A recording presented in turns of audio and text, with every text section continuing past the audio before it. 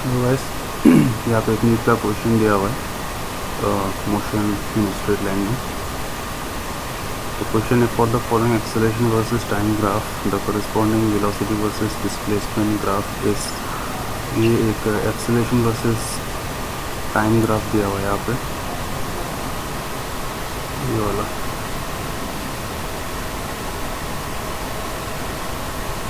ठीक है, ये वाला जो है एक्सेलरेशन वर्सेस टाइम ग्राफ दिया हुआ। तो इसके कॉरेस्पॉन्डिंग वेलोसिटी वर्सेस डिस्प्लेसमेंट का कर्व कौन सा होगा। ठीक है, यहाँ पे 4 ऑप्शन है, ये वाला डिस्प्लेसमेंट है। ठीक है, तो फर्स्ट इस ग्राफ को देखते हैं हम लोग। यहाँ से दिख रहा है कि जब टाइम 0 है उस टाइम में एक्सेलरेशन कितना है, सम वैल्यू, पॉजिटिव वैल्यू। ठीक, कितना टाइम आगे जा रहा है, ठीक है, एक्सेलरेशन का वैल्यू उतना ही है। मतलब एक्सेलरेशन वाई एक्सिस में प्लॉट किया हुआ है, तो वाई एक्सिस में ऊपर नहीं जा रहा है ये पॉइंट, इसका मतलब एक्सेलरेशन कांस्टेंट है।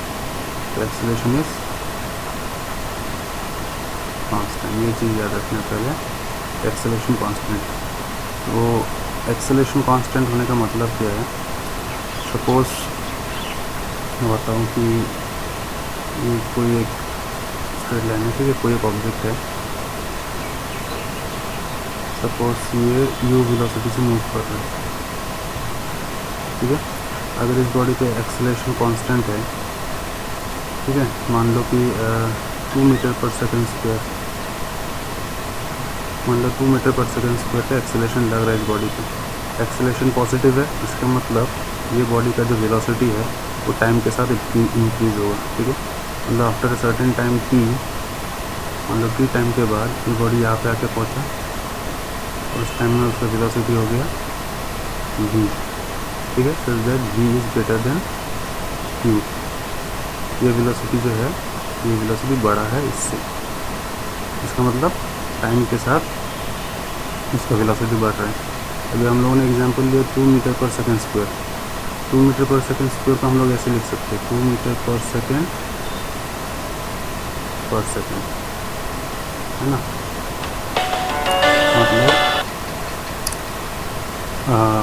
इसका जो वेलोसिटी है वो 2 मीटर पर सेकंड इंक्रीज़ हो रहा है। ठीक है, हर 1 सेकंड के लिए। मतलब इनिशियली अगर वेलोसिटी x मीटर पर सेकंड है तो 1 सेकंड बाद उसका वेलोसिटी हो जाएगा x+2। ठीक है, फिर और 1 सेकंड बाद उसका वेलोसिटी हो जाएगा x+2+2। ये एक्सेलरेशन का मतलब होता है। या अगर आपके पास एक्सेलरेशन दिया हुआ है कि 2 मीटर पर सेकंड स्क्वायर, इसका मतलब ये है कि हर 1 सेकंड में उस बॉडी का वेलोसिटी इतना इंक्रीज़ होगा। अगर वैल्यू पॉजिटिव है तो ये तो पॉजिटिव वैल्यू है ना, तो वेलोसिटी उसका इंक्रीज़ होगा टाइम के साथ। तो ये प्रॉब्लम सॉल्व करने का 2 तरीका है। एक तो हम लोग फिज़िक्स के टर्म्स में करेंगे, एक मैथमेटिक्स के टर्म्स में करेंगे। ठीक है, तो मान लीजिए कि हम लोग का वेरिएबल क्या है, ए है एक्सेलरेशन, ई है टाइम, पी है वेलोसिटी एंड ऐसे डिस्प्लेसमेंट। ठीक है, आप सबको इस साइड में लिखिए। जैसे हम लोग के पास एक्सेलरेशन ए, फिर टाइम टी, फिर वेलोसिटी v और डिस्प्लेसमेंट s।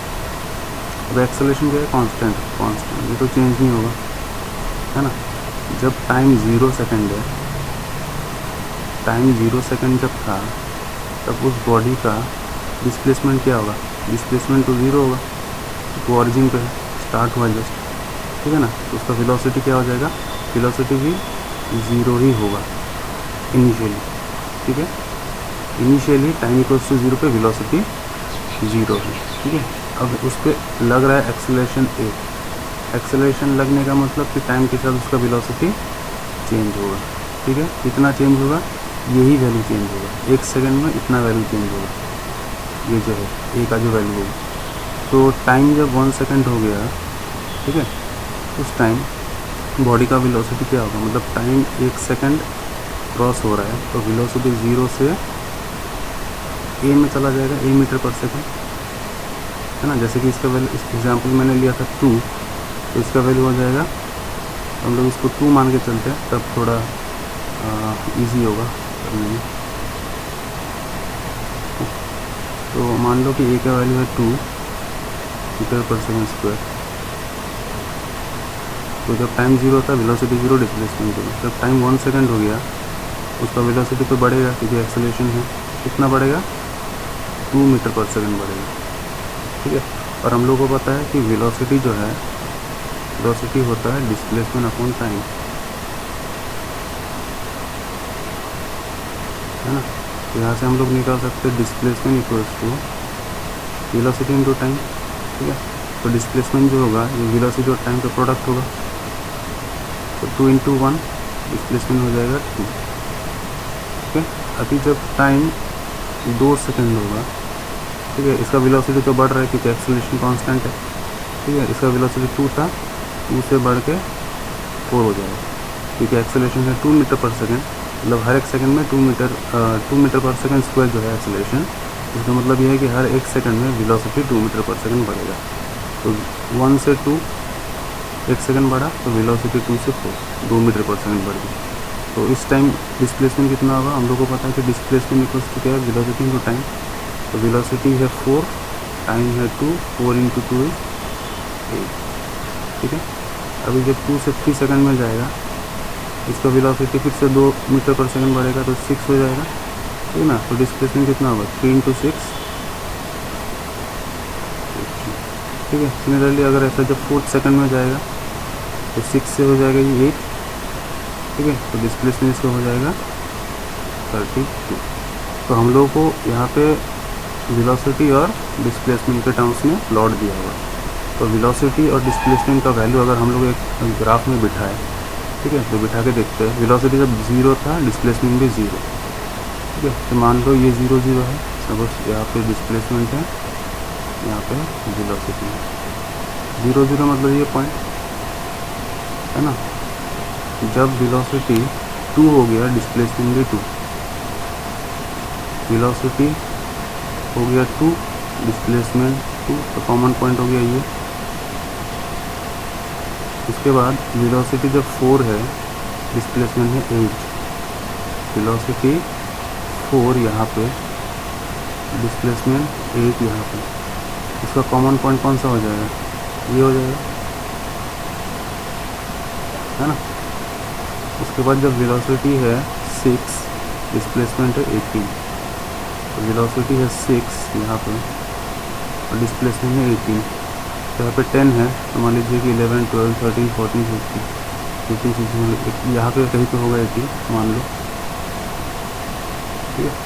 तो इसके साथ अगर इसका मैच कराओ तो पॉइंट कहाँ पे आ रहा है? यहाँ पे आ रहा है। ठीक है। तो अगर आप यहाँ पे ग्राफ बनाओगे पॉइंट को मिला के तो ग्राफ आएगा ठीक है ऐसे।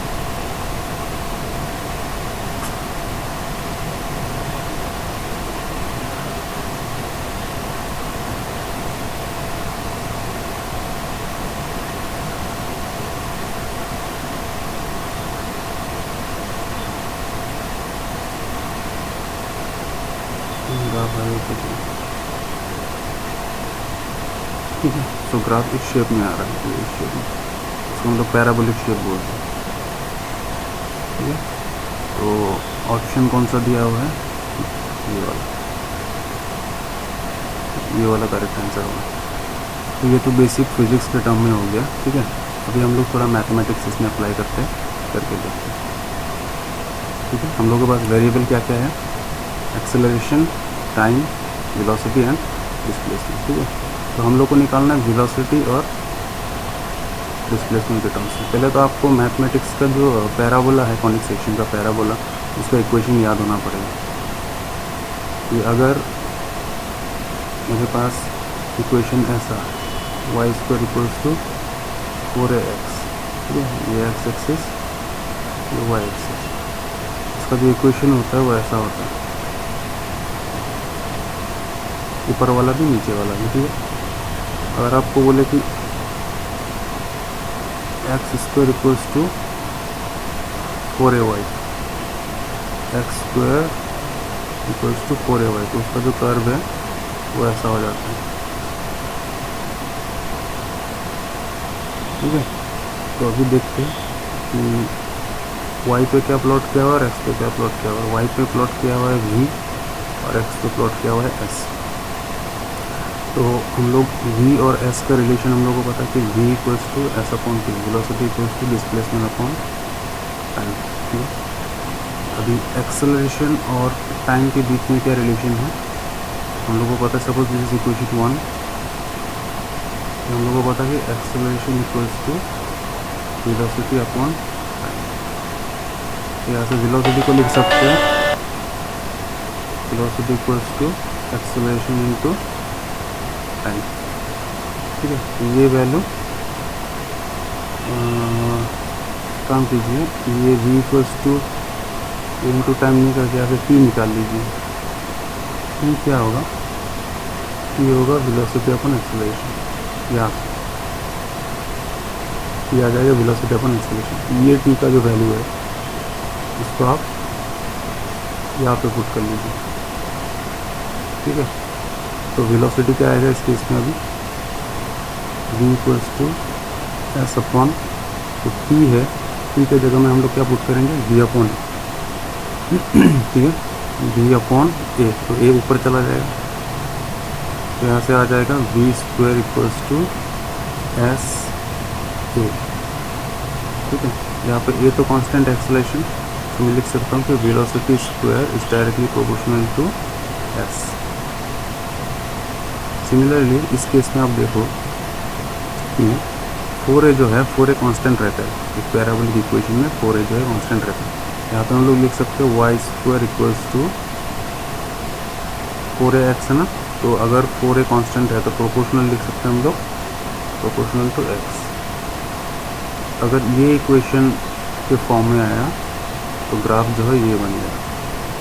ठीक है, अब यहाँ पे देखो v square is proportional to s और यहाँ पे y square is proportional to x। ठीक है, तो y एक्सिस में v प्लॉट किया हुआ है और x एक्सिस में s प्लॉट किया हुआ है। ठीक है, तो इसके साथ ये मैच हो रहा है, तो मतलब कर्व यही होगा। ठीक है, अभी नीचे वाला पोर्शन नहीं दिया हुआ है, सिर्फ हम लोग को ऊपर वाला पोर्शन दिया हुआ है, ये वाला। तो यहाँ से पता चल सकता है हम लोगों को कि जो ग्राफ होगा वो यही वाला होगा। ठीक है, तो मैथ्स के टर्म में भी हम लोग सॉल्व कर सकते हैं और फिज़िक्स ऐसे नॉर्मली सॉल्व कर सकते हैं। तो मैथ्स का कॉन्सेप्ट बहुत ज़रूरी है फिज़िक्स के लिए, क्योंकि कभी कभी क्या होता है मैथ्स से जो क्वेश्चन आप फिज़िक्स से ऐसे 10 सेकंड में बना लोगे, मैथ्स से उसे शायद 4 सेकंड में बना लोगे, तो ऐसा हो जाता है। तो इसलिए मैथ्स का कॉन्सेप्ट इंपॉर्टेंट है। ठीक है, तो आप ट्राई कीजिए ये सब, और बहुत सारे ग्राफ के जो प्रॉब्लम है, और जब भी ऐसा ग्राफ का कोई प्रॉब्लम है पहले देखो कि वेरिएबल कौन सा है। ठीक है, वेरिएबल के हिसाब से पहले मैथ्स अप्लाई मत करो, क्योंकि सब लोग मैथ्स नहीं लेते। आप देख लो वेरिएबल के हिसाब से वैल्यू पुट करके एक रफ एक प्लॉट बना के देखो कि कौन सा ग्राफ आ रहा है, तो आपका आंसर मिल जाएगा। ठीक है।